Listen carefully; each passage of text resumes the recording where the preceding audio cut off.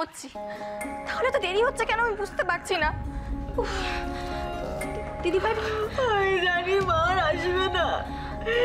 এই বাড়িতে নানা সবাই নানাভাবে মাকে অনেকই অপমান করেছে, এমনকি আগের বার আমিও মাকে জানাই তাই বলে বাড়ি থেকে বের করে দিয়েছিলাম।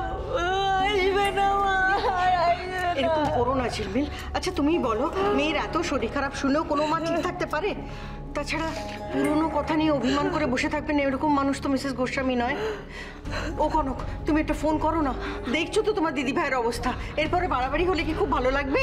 আমি করেছি বড় মা, রাস্তায় আছে বলে বোধহয় শুনতে পাইনি। আমি বিশু কাকা এবার কি করছে আমি। ঝিলমিল একটু একটু আমার কথা শোনো না, এরকম করো না। দেখো তুমি রাতে ভালো করে ঘুমোওনি, কিচ্ছু খাওনি। আচ্ছা এরপর শরীর যদি বেশি খারাপ হয় আমরা কি করে সামলাবো বলো তো? না না, যতক্ষণ আমি মাকে দেখছি আমি কিচ্ছু মুখে তুলবো না। আচ্ছা এখন মাকে না দেখলে আমি আরো অস্থির হয়ে পড়ছি। মাকে চাই আমার। না না ওরকম করো না। আচ্ছা ঠিক আছে, আমি একটু দুধ এনে দিই, দুধটা খাও। ও ননি, ঝিলমিলের জন্য একটু দুধ দে। নাজেহাল করে ছাড়বো এইটুকু সময় কনক আর বাড়ির সবাইকে, তবে না এরা বুঝবে আমার গুরুত্বটা কতখানি এ বাড়িতে।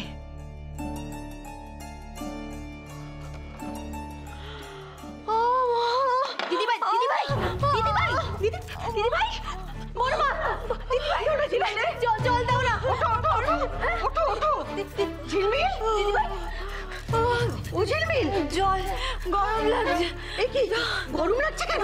হ্যাঁ ননি, তোরি প্রেশারটা হাই হলো নাকি? হ্যাঁ দিদিভাই কি হচ্ছে?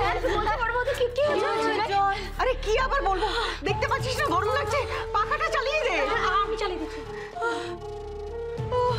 কি হয়েছে মামুনি?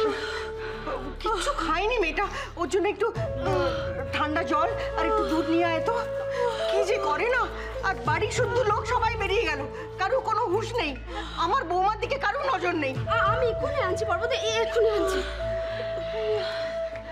কি হলো, ফোন করলে? হ্যাঁ মামিকে করছে দেখছি।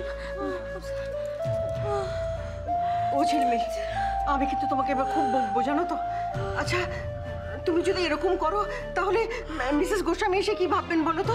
ভাববেন আমরা তোমার কোনো যত্ন করি না। মা গো, ও তোরি ওর জন্য একটু ফল নিয়ে এসো।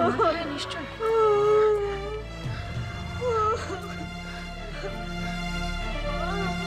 তুমি ঘরে গিয়ে একটু শোবে? হ্যাঁ এসি চালিয়ে দেবো।